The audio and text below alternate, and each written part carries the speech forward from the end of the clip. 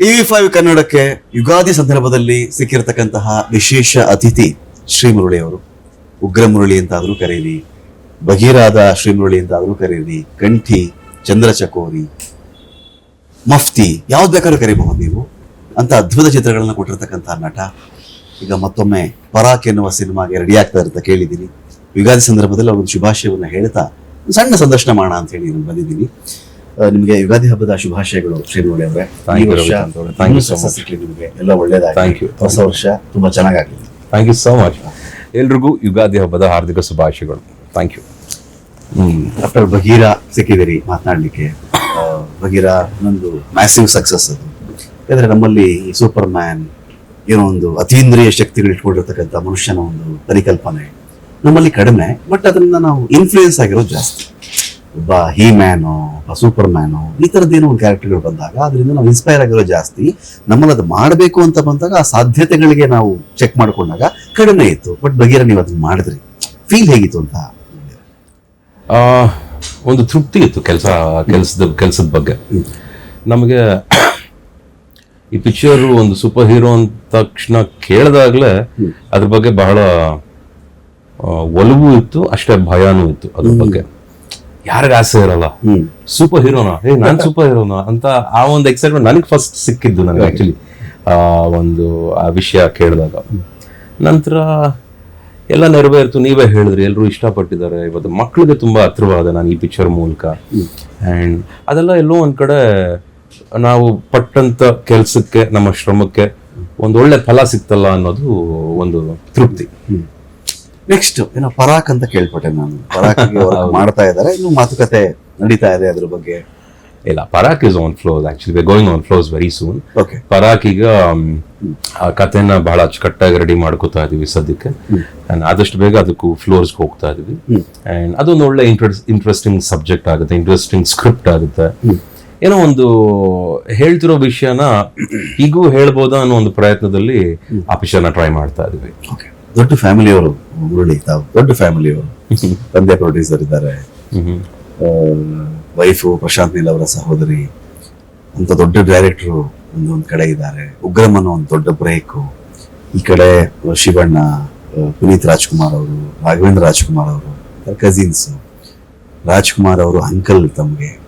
ಈ ಫ್ಯಾಮಿಲಿ, ಈ ಸಕ್ಸಸ್, ಯಾಕೆಂದ್ರೆ ಇಂಥ ದೊಡ್ಡ ಫ್ಯಾಮಿಲಿಯಿಂದ ಬೇಕಾದ್ರೂ ಬರಬಹುದು. ಪರ್ಫಾರ್ಮ್ ಮಾಡ್ಬೇಕಾಗಿರೋದು ಆ ವ್ಯಕ್ತಿನೇ. ಇದೊಂದು ಪ್ರೆಷರ್ ಅಂತ ಫೀಲ್ ಮಾಡಿದ್ದೀರಾ ಅಥವಾ ಪ್ಲೆಷರ್ ಅಂತ ಫೀಲ್ ಮಾಡಿದ್ದೀರಾ? ನಂದೊಂದು ಗೋಲು, ನಾನೊಂದು ಅಚೀವ್ ಮಾಡಬೇಕು, ಆ ದಿಕ್ಕಲ್ಲಿ ನಡ್ಕೊಂಡು ಬಂದ್ರ ಮುರಳಿ? ಬಹುಶಃ ಪ್ರೆಷರ್ ಅನ್ನೋದು ಬಂದಾಗ ಫ್ಯಾಮಿಲಿ, ಸೆಲ್ಫ್ ರೆಸ್ಪೆಕ್ಟ್ ಅನ್ನೋದು ಕೌಂಟ್ ಆಗುತ್ತೆ. ಏನೇ ಆಗಲಿ ಈ ಥರ ಫ್ಯಾಮಿಲಿ, ನನ್ನ ವೈಫು, ಇವತ್ತು ನಮಗಿದೆಲ್ಲ ಅನ್ನಿಸ್ತಾ ಇರೋದು. ಡಾಕ್ಟರ್ ರಾಜ್ಕುಮಾರು, ಪುನೀತ್ ರಾಜ್ಕುಮಾರು, ಶಿವಣ್ಣ, ಚಿನ್ನೇಗೌಡರು, ವಿಜಯ ರಾಘವೇಂದ್ರ, ಈ ತರ ಫ್ಯಾಮಿಲಿ ನಾವು. ಈ ಕಡೆ ವಿದ್ಯಾ, ಪ್ರಶಾಂತ್, ಇವತ್ತು ನಿಮಗೆ ಅನ್ನಿಸ್ತಾ ಇರ್ಬೋದು. ನನಗೆ ಇದ್ಯಾವುದು ಇರ್ಲಿಲ್ಲ ಮುಂಚೆ. ನಾನು ಇದ್ಯಾವುದನ್ನು ಮನಸ್ಸಲ್ಲಿ ಇಟ್ಕೊಂಡಿರಲಿಲ್ಲ. ಚಂದ್ರಚಕೋರಿ ಫಸ್ಟ್ ಶುರು ಮಾಡಿದಾಗ ನಾನೊಬ್ಬ ನಾಯಕ ನಟನಾಗಿ ಬರ್ತಾ ಇದ್ದೀನಿ, ನನಗೊಂದು ಅವಕಾಶ ಬೇಕು, ಜನಗಳ ಹೃದಯಕ್ಕೆ ನಾನು ಸೇರ್ಕೋಬೇಕು, ಅಷ್ಟು ಬಿಟ್ರೆ ನನಗೆ ಇನ್ನೇನು ಇರಲಿಲ್ಲ. ಅಲ್ಲಿಂದ ಶುರು ಆಗಿದ್ದ ಜರ್ನಿ ಬರ್ತಾ ಬರ್ತಾ ಬರ್ತಾ ಬರ್ತಾ ನೀವು ಹೇಳಿದ ಪಾಯಿಂಟ್ಸ್ ಎಲ್ಲ ಇವತ್ತು ತುಂಬಾ ಪ್ರೆಷರ್ ಅನ್ಸುತ್ತೆ. ಕೇಳಕ್ಕೆ ಮಾತ್ರ ಪ್ರೆಷರ್ ಅನ್ಸುತ್ತೆ, ಬಟ್ ಅದನ್ನ ಯಾವ್ದನ್ನು ನಾನು ಮನಸ್ಸಲ್ಲಿ ಇಟ್ಕೊಳ್ಳಲ್ಲ. ಯಾಕಂದ್ರೆ ನನಗೆಷ್ಟು ಜವಾಬ್ದಾರಿ ಇದೆಯೋ ಅಷ್ಟನ್ನು ಮಾತ್ರ ನಾನು ನಿಭಾಯಿಸಬಲ್ಲೆ. ನಾನು ಬೇರೆದನ್ನೆಲ್ಲ ತುಂಬಾ ಯೋಚನೆ ಮಾಡ್ಕೊಂಡು ಕೂತ್ಕೊಂಡ್ರೆ ಕೆಲಸ ಮಾಡೋಕ್ಕಾಗಲ್ಲ. ಸೊ ಬೇಸಿಕಲಿ ಒಂದು ಕೆಲ್ಸಕ್ಕೆ ಅಂತ ಬಂದಾಗ ನಾನೆಲ್ಲ ಮರ್ತು ಬಿಡ್ತೀನಿ. ನಾನು ಇಂಥವನನ್ನು ಮರ್ತು ಬಿಡ್ತೀನಿ. ಬಹುಶಃ ಒಂದ್ಸಲ ನಾನು ಮರದಾಗಿದೆ ಅನ್ನೋದು ಮರಿಬೇಕಾಗುತ್ತೆ ನಾವು. ಮೇಡಮ್ ಕೇಳಿಸ್ಕೊತಾ ಇರ್ತಾರೆ, ಹುಷಾರು. She knows it very well. When it comes to my work or performance and all, ಆ ಪಾತ್ರದಲ್ಲಿ ನಾನು ಆ ಪಾತ್ರವಾಗಿರ್ಬೇಕೆ ಹೊರತು ನಾನು ಶ್ರೀ ಮುರಳಿ ಆಗಿ ಇರಕ್ ಆಗಲ್ಲ. ಅಲ್ಲಿ ಇದ್ಬಿಟ್ರೆ ಅಲ್ಲೇ ಸೋತೋಗ್ಬಿಡುತ್ತೆ, ಆ ಕ್ಯಾರೆಕ್ಟರ್ ಸೋತೋಗ್ಬಿಡುತ್ತೆ ಫಿಲ್ಮ್ ಅಲ್ಲಿ. ಸೊ ಹಾಗಾಗಿ I like to be that character. ಈಗ ಭಗೀರಾ ಅಲ್ಲಿ ನನ್ನನ್ನ ವೇದಾಂತ ಆಗಿ ನೋಡಿದ್ರಿ.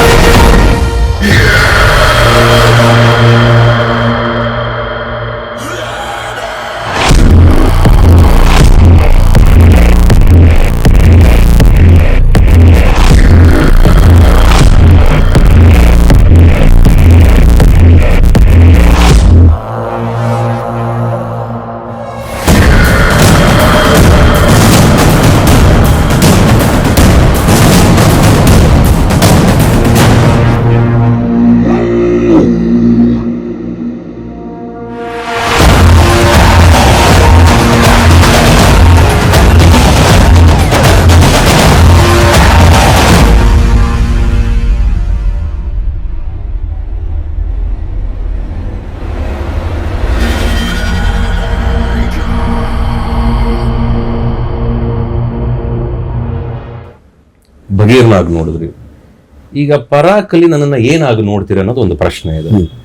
ಸೊ ಹಾಗಾಗಿ ಆ ಒಂದು ಪಾತ್ರಕ್ಕೆ, ಆ ಒಂದು ಕ್ಯಾರೆಕ್ಟರ್ಗೆ ನನ್ನ ಕೈಲಿ ಏನು ಮಾಡಬೇಕು, ಏನು ಮಾಡಬಲ್ಲೆ, ಅದನ್ನ ಇವತ್ತು ಪ್ರಯತ್ನದಲ್ಲಿ ಮಾಡ್ಕೊಂಡು ಹೋಗ್ತಾ